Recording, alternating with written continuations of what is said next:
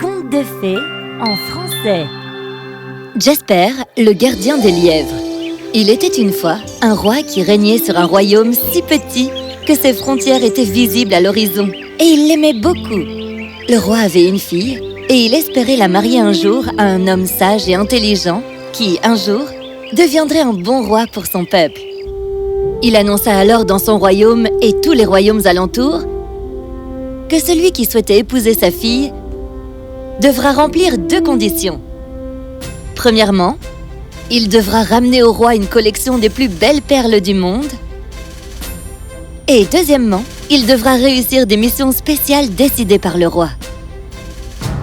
Très vite, des fils de nobles, princes et marchands se rendirent au palais en grand nombre. La plupart d'entre eux apportèrent une collection de leurs plus belles perles. Mais aucun d'eux ne put remplir les missions décidées par le roi. Ils furent tous renvoyés chez eux sans avoir même pu vraiment voir la princesse. Rapidement, le nombre de prétendants potentiels s'amenuisa et le roi commença à s'inquiéter. Notre monde est si grand et il n'y a aucun homme convenable pour notre fille. Ils étaient souvent pompeux, parfois fous ou fainéants.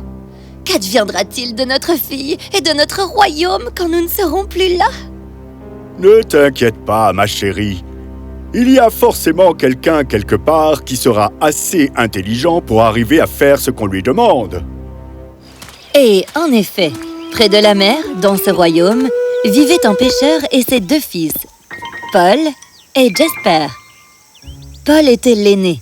Il était fainéant et arrogant, tandis que Jasper était intelligent, bon et travailleur. Paul, réveille-toi! Tu es encore au lit alors que Jasper a déjà préparé les filets de pêche et le bateau. Papa, si tu crois que je suis fainéant et inutile, pourquoi me demandes-tu de faire des choses? Demande donc à Jasper. Ce jour-là, le pêcheur eut de la chance. Il attrapa dans ce filet 20 huîtres. Et quand il les ouvrit, il trouva avec émerveillement que chaque huître contenait une perle aussi incroyable qu'une étoile dans la nuit. Pour sûr, c'étaient les plus belles perles du monde. Il rentra à la maison et montra les perles à ses fils.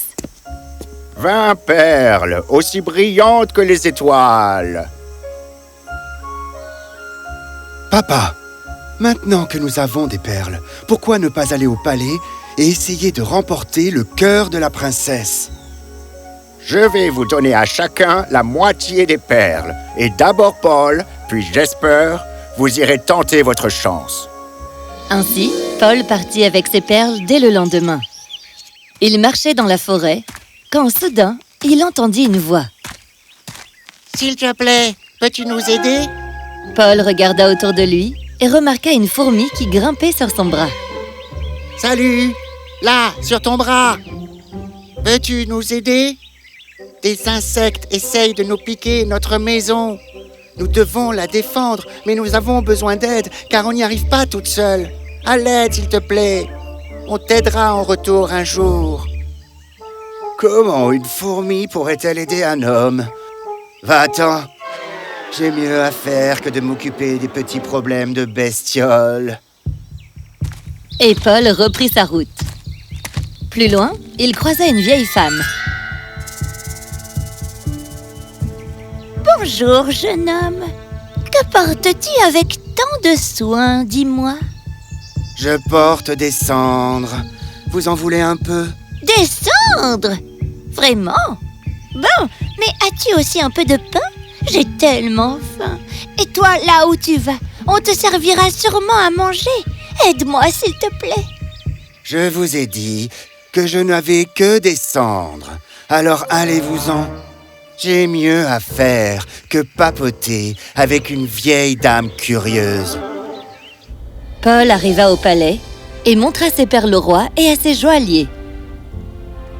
« Votre Majesté, je n'ai jamais vu de perles aussi brillantes toute ma vie. » En effet, elles sont exquises. Mais enfin, que se passe-t-il? Les perles viennent de se transformer en cendres. Tu as amené de fausses perles au roi?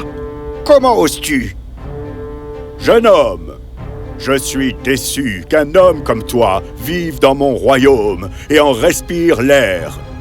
Pars d'ici et ne te montre plus jamais devant moi. Va-t'en, avant que je ne t'enferme mon donjon pour toujours. Paul courut hors du palais aussi vite que possible. Il arriva chez lui et se terra dans son lit. Il était clair pour son père et pour Jasper que Paul n'avait pas réussi. Jasper, c'est donc à ton tour d'essayer. Alors, le lendemain, Jasper s'en alla pour le palais. Sur son chemin, alors qu'il traversait la forêt, il entendit une voix. « S'il te plaît, peux-tu nous aider ?» Qui est-ce? Mais d'où vient cette voix? Regarde par ici, sur ton bras. Je suis le roi des fourmis. Des insectes essayent de prendre notre maison dans laquelle nous vivons depuis des années et on se bat pour la défendre. Mais hier, on a perdu beaucoup de nos troupes et nous ne pouvons plus y arriver sans aide extérieure. Peux-tu nous aider, s'il te plaît? Ce n'est pas juste de se faire prendre sa maison. Bien sûr que je vais vous aider. Accompagne-moi donc près de leur chef. Ô roi des scarabées! Comme tu peux le constater, je suis bien plus grand que toi, et bien plus fort aussi. En un seul coup de ma botte, je pourrais détruire ton armée. Maintenant, le roi des fourmis est mon ami. Et ce que tu fais à lui et à son peuple n'est pas juste. Alors, veux-tu que j'utilise ma botte? Ou vas-tu laisser les fourmis tranquilles et ne jamais plus leur faire de mal? On promet de laisser les fourmis tranquilles. Votre Altesse, roi des fourmis, je vis dans une cabane au bord de la mer. Si on vient encore vous menacer, envoie quelqu'un me chercher chez moi. Je vous protégerai. Je le promets. Ça ne sera pas nécessaire. Retrait des troupes. Merci beaucoup pour ton aide. Pas de problème. De toute façon, personne ne devrait maltraiter autrui impunément. En gage de remerciement pour ton aide précieuse, grand Jasper, je te donne ma parole solennelle que si un jour tu as besoin de notre aide, tu n'auras qu'à crier « Roi des fourmis !» Et je te le promets sur ma couronne, on arrivera en courant, où que tu sois. Merci, Votre Majesté. Je m'en souviendrai, je vous jure. Jasper reprit son chemin et rencontra un peu plus loin la vieille dame. Bonjour, jeune homme. Bonjour, madame. Quelle belle journée, n'est-ce pas? Que portes-tu donc avec tant de soin, dis-moi? Oh, ce sont des perles pour le roi.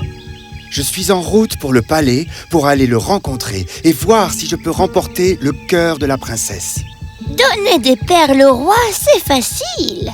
Mais remplir ses missions, c'est très dur. As-tu du pain avec toi? J'ai vraiment faim et on t'offrira sûrement un repas au palais, n'est-ce pas? Aide-moi, s'il te plaît. Mais bien sûr. Et la ville n'est pas loin. Servez-vous, je vous en prie. Bonne journée. Tiens, prends ça. En échange de ta gentillesse, prends ce sifflet, s'il te plaît. Ça paraît peu de choses comme ça, mais en soufflant dedans, tout ce que tu désires te sera offert, mon garçon. Ah, ça, c'est un cadeau extraordinaire, madame. Merci, madame. Merci beaucoup. Peu après, Jasper arriva au palais et présenta ses perles au roi. Les bijoutiers et les courtisans furent ravis. Oh, je n'ai jamais vu de telles perles avant aujourd'hui. On dirait que leur brillance augmente à chaque minute qui passe, Votre Altesse. Oh oui, elles sont merveilleuses. Où les as-tu trouvées, jeune homme? Mon père les a attrapées avec son filet de pêche, sire. Son filet de pêche? Ton père est donc un pêcheur? Oh oui, Votre Majesté, il est pêcheur. Il nourrit le royaume avec les poissons qu'il pêche.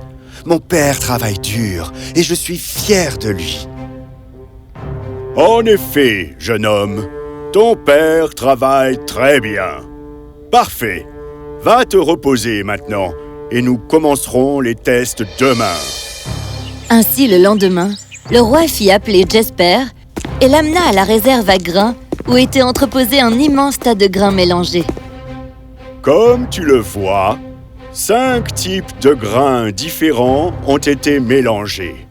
Si tu parviens à les trier en constituant 5 tas d'ici au coucher du soleil, on passera à l'épreuve suivante demain. Mais si un seul grain se trouve dans la mauvaise pile, tu rentreras chez toi. À vos ordres, sire. Je vais faire de mon mieux. Alors le roi fit enfermer Jesper avec les grains, de façon à ce qu'il ne reçoive aucune aide, et qu'il se débrouille tout seul avec cette mission impossible. Jesper essaya pendant 1 heure, mais il réalisa assez vite que la tâche était trop difficile pour y arriver seul, dans le temps imparti. Oh, comment faire? Chaque grain est encore plus petit qu'une fourmi, et je dois... Hé, attends, une fourmi? Le roi des fourmis! Il a dit que je pourrais l'appeler quand j'en aurais besoin. Eh bien, c'est maintenant. Votre Majesté, roi des fourmis! Je suis là, mon ami. Dis-moi, que peut-on faire pour toi? Vous êtes venu.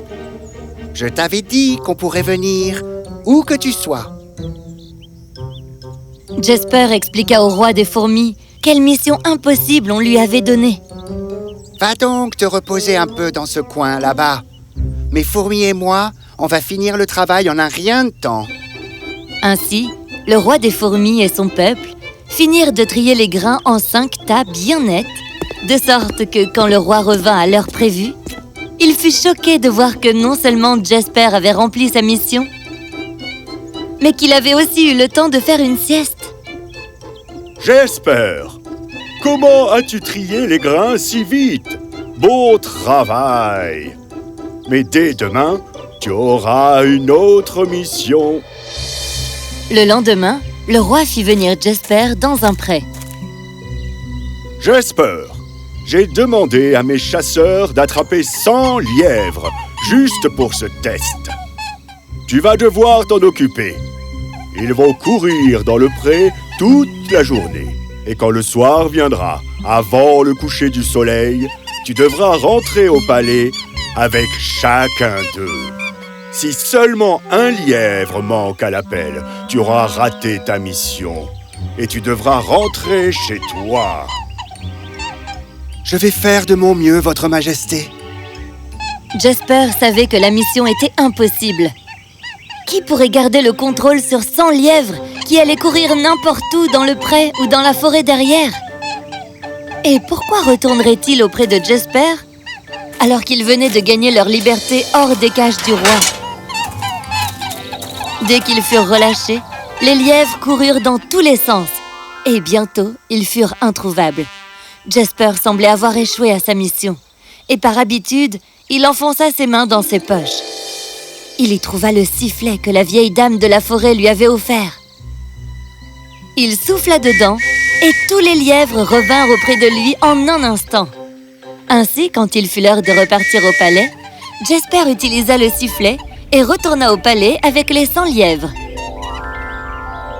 Il y a bien 100 lièvres, sire. Je n'y crois pas. Tu es vraiment intelligent. Tu as rempli ces missions impossibles. Bravo! En fait, sire, je n'ai pas réellement réussi ces missions par moi-même. J'ai reçu de l'aide. Comment est-ce possible? Jesper raconta tout au roi, de l'aide du roi des fourmis au sifflet offert par la vieille dame dans la forêt. Vous voyez, sire, comme je vous l'ai dit, je n'ai pas rempli ces missions par moi-même. Eh bien, à mes yeux, tu as réussi les tests, mon fils, car l'aide que tu as reçue n'était qu'un retour de tes bonnes actions et de ta gentillesse. Tu seras le bon gouverneur pour mon royaume. Mais est-ce que la princesse veut bien m'épouser au moins, sire? Oui, tu es un homme bon, sage et intelligent, Jasper. Je veux bien t'épouser. Et c'est ainsi que Jasper et la princesse se marièrent lors d'une grande cérémonie. Et ils vécurent heureux pour toujours.